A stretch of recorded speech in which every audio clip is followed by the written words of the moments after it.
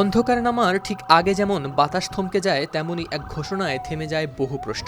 লেবাননের আকাশে ড্রোনের গুঞ্জন, দূরে বিস্ফোরণের প্রতিধ্বনি। এই আবহেই উচ্চারিত হয় এক কঠোর বার্তা। ইরানের সশস্ত্র বাহিনীর deputy chief of staff brigadier general Ahmad Vahidi বলেন, যুক্তরাষ্ট্রসহ কোনো বহিরাগত শক্তিরই লেবাননের প্রতিরোধ আন্দোলন হিজবুল্লাহকে নিরস্ত্র করার সাহস নেই। তিনি দাবি করেন, হিজবুল্লাহর প্রতিরোধ কার্যত অচল করে দিয়েছে ইসরায়েলি শাসন ব্যবস্থাকে। ২০ ডিসেম্বর শনিবার এক সম্মেলনে বক্তব্য রাখতে গিয়ে ব্রিগেডিয়ার জেনারেল বাহিদি বলেন, হিজবুল্লাহ জায়নিস্ট শাসনের সেনাবাহিনীকে কার্যত অক্ষম করে দিয়েছে। সংবাদ মাধ্যম তাসনিম নিউজ এজেন্সির প্রতিবেদনে প্রকাশ পেয়েছে এ তথ্য।